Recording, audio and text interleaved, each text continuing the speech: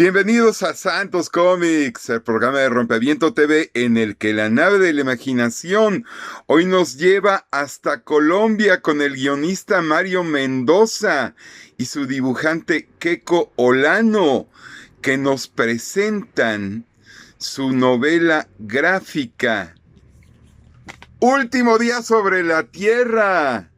Ciencia ficción, anticipación le llaman ellos, hecha en Latinoamérica, y por si fuera poco, su novela gráfica, estilo cyberpunk, Kaópolis.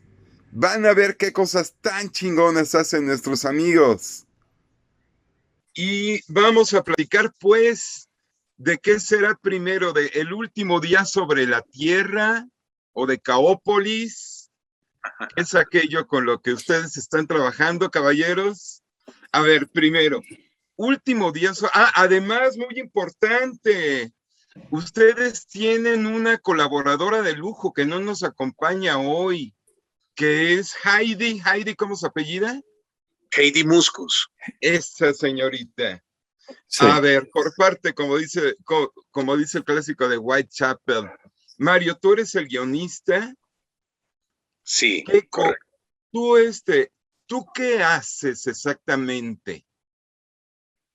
Yo soy el ilustrador en la parte, en el proyecto de Mysterium, que es la trilogía de novela gráfica, y en El último día sobre la Tierra, ahí yo soy más como el director, porque me encargo de hacer no solo la dirección, sino como la parte de los storyboards para los ilustradores. Bueno, entonces la base de la ilustración, Keiko, la ofreces tú y ya otro amigo más concluye el trabajo. Sí, yo hago como toda la parte, en El último día sobre la Tierra, yo hago toda la parte de planificación, dirección de arte y la bocetación, ¿no? Como es como la diagramación general de toda la historia, que ya luego ya se la paso a los ilustradores para que ellos desarrollen toda esa parte. ¿Y la parte de Heidi es más bien técnica? La parte de Heidi, bueno, ella tiene también dos funciones diferentes. En El último día sobre la Tierra, ella hace toda la parte de montaje, exactamente. Montaje, diagramar y colocar toda la parte de globos y rotulación, sí. Y en la parte de la novela gráfica, ella hace, pues en lo que fue Kaópolis, ella desarrolló toda la parte de maquetas tridimensionales, que es como toda esa construcción de la ciudad, porque la edificamos digitalmente. Ahora ya para la parte de los fugitivos, que es la segunda parte, ella ahora está desarrollando toda la parte del coloreado. ¿Sí?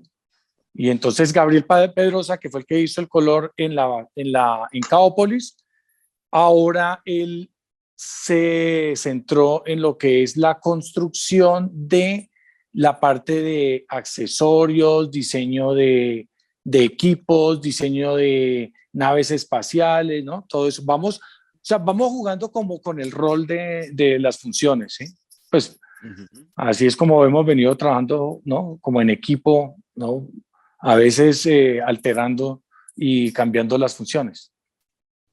Empecé yo por los aspectos más técnicos de la producción, antes de hablar de lo que realmente queremos, que es que la gente se acerque a su trabajo hecho en Colombia para todo el planeta, y ahorita yo estoy en la Ciudad de México platicando con ustedes, que están en otro lugar del universo.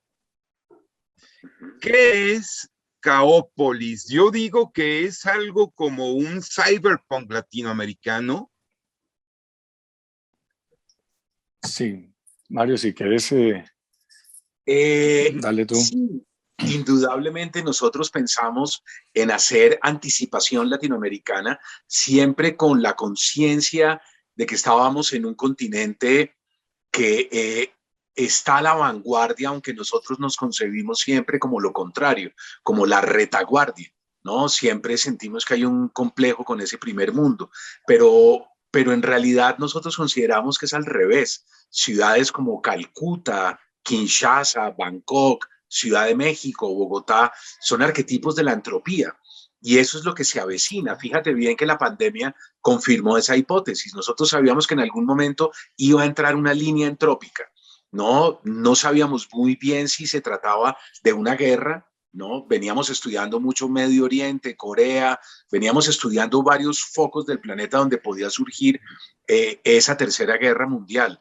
Estudiamos también pandemias, lo revisamos mucho, e incluso dos de nuestros cómics que no han llegado a México todavía, el 5 y el 6, Capensis y Morgellons, tienen una pandemia como telón de fondo. Estudiamos conflictos sociales, migración, cambio climático, pero sabíamos que en algún momento la línea entrópica, la de cambio climático la teníamos, era la línea más clara.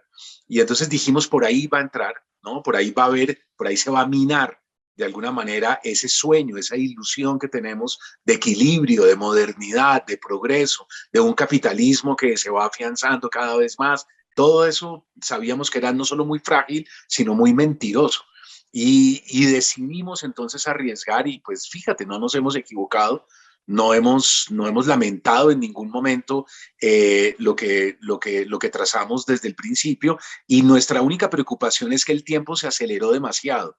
Entonces no nos ha dado suficiente espacio para poder publicar y que de verdad se vea como una anticipación, sino que el tiempo ha sido tan veloz, tan vertiginoso, que casi que lo que creíamos que era futuro ya es presente. Esa ha sido nuestra única preocupación, pero no podíamos medir esa variable, ¿no? La de la aceleración temporal ha sido como el único problema que hemos tenido a nivel creativo. Reiteradamente Mario ha utilizado la expresión anticipación, más que una ciencia ficción. Sí, yo creo que con Keiko teníamos claro que queríamos hacer eh, una colección de novelas gráficas y de cómics inscritos en el género anticipatorio. Y tú sabes que ese es un género muy difícil porque tienes que probar distintos modelos, ¿no? Tienes que decir, ¿cómo me anticipo? Con este modelo, con este, y probar que ese modelo funcione. Y arriesgamos por este modelo que te acabo de decir, y yo creo que bien, yo creo que vamos dando en el blanco, a tal punto que fíjate lo que ha sido este último año, ¿no? Inundaciones, largas sequías, ahora estallaron ya varios volcanes en los últimos meses, no solo el de La Palma, Sí. hay varios que han hecho erupción a lo largo de este último tiempo, incendios en buena parte de Australia, todo eso en la medida en que vayamos avanzando, creo que los lectores lo van a ver con mayor claridad. Y no es estar esperando el apocalipsis que ya llegó, no de hacer anticipación, no están pasando más bien a hacer relato costumbrista. Sí, lo que creíamos que era anticipación se nos está volviendo hiperrealismo. Sí, esa es nuestra gran preocupación interna. Sí, en efecto, así es, exactamente. Por otra parte, a Chaópolis le llamo cyberpunk, una suerte de cyberpunk para Latinoamérica. Último día sobre la Tierra no es más bien algo como un horror estilo Stephen King, en el cual las situaciones cotidianas reciben un estímulo o reciben del exterior un suceso que te vuelve un relato cotidiano a uno de horror.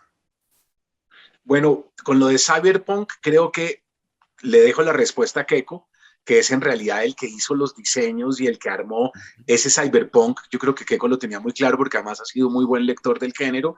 Así es que más bien te dejo que te responda a él, que lo tiene mucho más claro que yo. A ver, Eh, adelante, Keiko.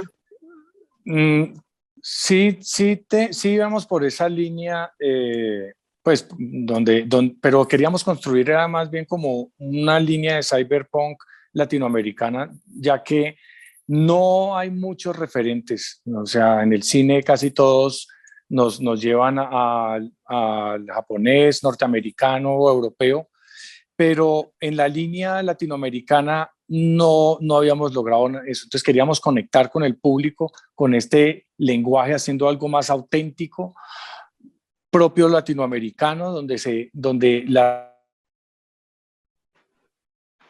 Bueno, te respondo la segunda parte de la pregunta, si te parece, que es la del horror.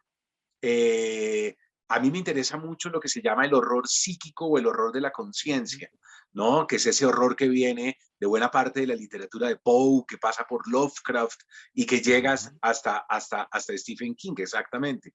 No es un horror que sucede afuera, no es el del gótico, no es el de Ernest Theodor Amadeus Hoffman, no, es ese horror que se lleva en la psique del o de la protagonista. Y en efecto, lo acabas de describir muy bien, el último día sobre la Tierra son outsiders, ¿no? Son personajes por fuera, marginales, que en algún momento sienten algo en su cabeza que no entienden muy bien y que poco a poco, en la medida en que vamos avanzando en el relato, nos damos cuenta que tienen razón. Que no están locos, que es gente que tiene un nivel de percepción para la otredad, ¿no? Para el misterio. Y sí, exactamente eso fue lo que hicimos. Un cyberpunk por un lado y por el otro lado algo más en el género del horror psíquico. Ahora, en México, en Mala Hora, fundamentalmente desconocemos la escena de la historieta colombiana. Ahora los conocemos a ustedes, pero no son los primeros. Keiko, que ya regresó. Ahí está Keiko, perfecto. Sí, queríamos hacer una línea de cyberpunk latinoamericano arraigado como ya con estas problemáticas que nosotros tenemos muy propias de Latinoamérica, como la desigualdad social, todos los problemas, ¿no?, de autoritarismo político, y que aquí los lectores se pudieran identificar y que fuera como una experiencia inmersiva dentro de estos mundos que estamos construyendo, que solo los vemos, ¿no?, en el cine o en la novela gráfica, en la literatura, pero de medios ya japoneses, norteamericanos, europeos, para que, para que sea muy auténtico estos mundos distópicos latinoamericanos, que podernos apersonar de lo que son ya tener referentes propios en esta línea de Caópolis, ¿no? Ya lo que decía era que la otra línea temporal, que es la de El último día sobre la Tierra, que trata sobre un futuro mucho más cercano, pues aquí se mezcla lo que es la parte de lo anticipatorio, ¿no? Porque tenemos como en el volumen 5 y el 6 pudimos de alguna manera pronosticar lo que venía siendo una pandemia, que en esos momentos solo teníamos los referentes históricos, mezclado con el terror. Entonces, estas dos temáticas fusionadas pues crean como un gran impacto, como viene siendo en El último día sobre la Tierra. Entonces, último día sobre la Tierra, ¿cuántos volúmenes tiene o va a tener? El último día sobre la Tierra son 10 historias, o sea, 10 volúmenes diferentes, de los cuales ya se han publicado 4, que son los que se han publicado 6, pero en este momento el lanzamiento en México será de los primeros 4. Aquí el 5 y el 6 se lanzó hace 2 meses.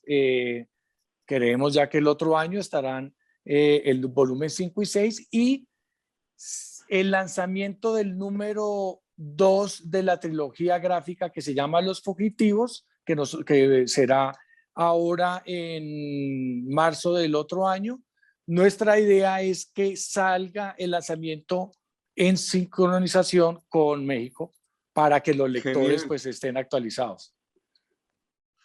Le pregunté mientras estabas ausente, Keiko, le pregunté a Mario sobre la escena de la historieta colombiana, que en México nos resulta fundamentalmente desconocida. ¿Qué se hace en Colombia de historieta? Porque a los mexicanos nos queda muy claro que en los 70s, 80s, en Colombia se reprodujo mucho Memín Pinguín, Calimán, pero no sabemos qué se hace en Colombia.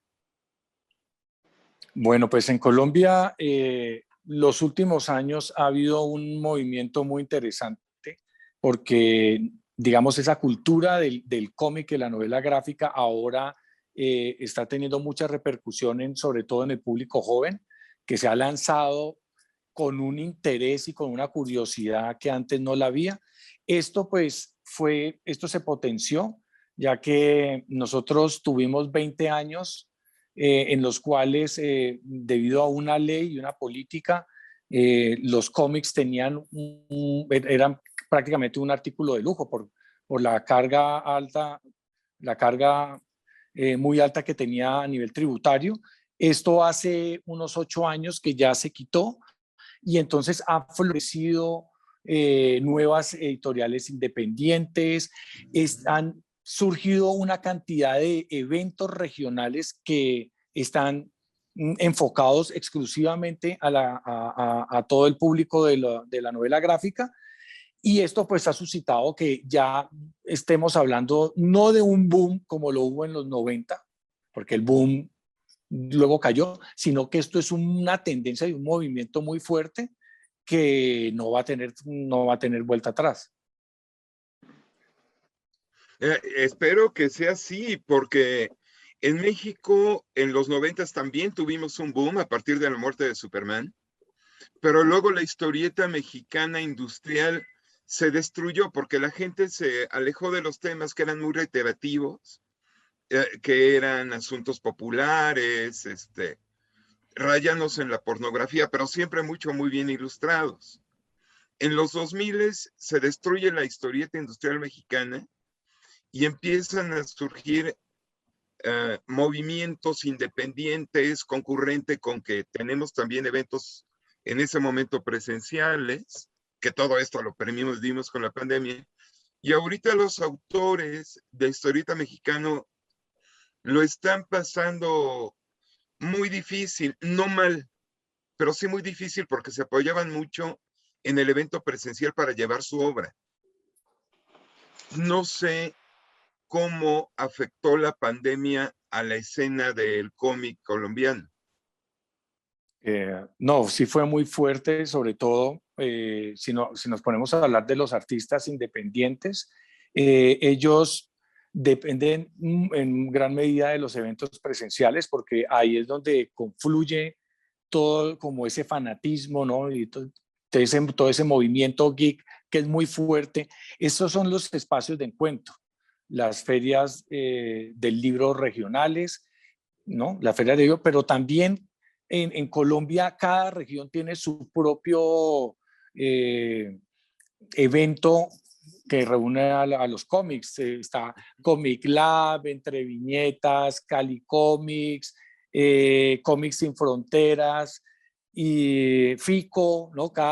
Y entonces, sí, hablando con muchos de los artistas, nos dicen que ellos han tenido casi que sobrevivir como han podido esta pandemia. Me parece que ahora ya, ya creo que después de todo lo que fue este año y medio, ya ellos han podido sobrevivir mucho con con lo que son las plataformas de autofinanciación, porque ya que no tenemos presencialidad, pues la virtualidad pues por lo menos ha mantenido estas publicaciones y con esto pues han podido sobrevivir, ¿no? Que creo que ya en este momento, el otro año pues será mejor. Esperemos que así sea, porque sí pegó muy duro a la producción, y también en México se han apoyado mucho con fondeadoras, con Kickstarters, porque, ok, sí, está muy bonito que la gente y digo, es muy importante, que la gente conozca la historieta virtual, pero tanto el público como el creativo tiene muchas ganas de tener su historieta impresa, que como decía Stan Lee, ver un cómic y ver a una señorita en una pantalla es muy divertido, pero no hay como tenerlo en la mano. Sí, no, sí, de acuerdo. Yo creo que los coleccionistas de cómics nunca reemplazarán los medios virtuales. Yo particularmente soy un coleccionista de toda la vida y para mí es muy importante el poderlos tener, porque no es lo mismo para mí que yo veo los cómics como fuentes ¿no? Como de consulta. Para mí es importante eh, poderlos ver en su totalidad, poder pasar las hojas, la nitidez del color, inclusive la manera como uno lee los cómics en el sentido en que el apreciar las dos páginas a la misma vez en simultaneidad no es lo mismo que tiene uno, por ejemplo, en la lectura en la virtualidad, ¿no? Que generalmente son formatos continuos y que ofrecen otro tipo de lectura continua. Entonces, la percepción es completamente diferente. Yo no sé, Mario, vos cómo lo ves desde ese punto de vista. Sí, claro, totalmente. Bueno, yo allá añadiría a lo que acaba de explicar Keiko muy bien, que hay editoriales ya en Colombia apoyando un poco este movimiento del cual habla Keiko, y es que se suma, por ejemplo, Cohete Comics, se suma Rey Naranjo, Planeta, ahora con la colección de Planeta Comics, acaba de salir Rosario Tijeras, la novela de Jorge Franco, también en un sello que sería Random Comics. Y yo creo que todo esto va generando ese movimiento y esa fortaleza de todos. Salió la novela gráfica del olvido que seremos, aprovechando también de el auge y el éxito que ha tenido la película. Entonces, yo creo que Héctor Abad, Jorge Franco, Mario Mendoza cuando sacamos Satanás con Keiko, y eso poco a poco ha hecho que los sellos editoriales más fuertes vayan abriendo la sección de cómics. Entonces yo creo que, como muy bien lo dijo Keiko, es un movimiento imparable. Y no ha habido una sinergia entre creativos mexicanos y colombianos, De eso hablaba Keiko, acercamiento. hace poco, que ha estado hablando con ilustradores mexicanos, pero pues no sé si Keiko tenga noticias de algo en esa línea. Ojalá, sería maravilloso. Sí, no, sería muy bueno. Pues digamos que estamos haciendo, es que como yo pues me identifico mucho con México en el sentido que casi que tenemos las mismas dificultades, ¿no? Para estar en este medio. Eh, entonces, cuando hemos hablado con artistas, por ejemplo, yo tengo mucho contacto con Bef, eh, también lo hemos tenido con Ricardo Peláez Eh, y, y, y- ¿ah? Y no, entonces gente muy empezamos, querida y muy importante y muy chingona. sí, no, nos gusta mucho el trabajo que ellos hacen, empezamos ya como estamos empezando como a compartir ideas, a, también a entablar conversaciones en charlas, ¿no? Para, como en esta misma idea de estimular y divulgar el cómic, tanto para México como para Colombia. Entonces, pues el paso a seguir ya es empezar como a tener, no sé, como trabajos conjuntos. Yo espero que en un futuro sea posible, ¿no? Vamos poco a poco. Ojalá sí sea. Nos va a hacer muy, muy contentos que pueda haber una unión panamericana, que no solo latinoamericana, en cuanto a la creación de historieta. Me niego a llamarle novela gráfica, porque es un nombre más. Sí, bueno, es que a la hora de la verdad, pues nosotros como lo vemos es que lo que estamos haciendo nosotros son cómics. Lo que Sí, pasa es que el hecho de nombrarlo novela gráfica es porque ya es mucho más compleja la historia simplemente por el hecho de que tenemos muchas más páginas. sí. Si lo tuviéramos conectado, pues seguramente los cómics tendrían también este mismo formato, pero es simplemente como una manera de verlo como entendiendo que la novela gráfica es un cómic mucho más largo. Sí. Pues caballeros, no vaya a ser que nos vayan a apagar la luz Por lo pronto ha sido muy, muy padre platicar con ustedes. Espero que tenga mucho, mucho éxito su publicación. Y pues de mi parte, a divulgarla. Y ustedes Muchas hacerlo, gracias. por favor. No, te agradecemos. Muchas gracias. Gracias de veras, caballeros. Placer compartir contigo. Chao. Muchas gracias por acompañarnos en esta ocasión en Santos Comics.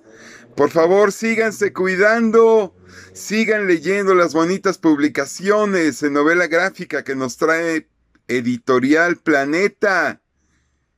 Y sigan con nosotros en Rompeviento TV.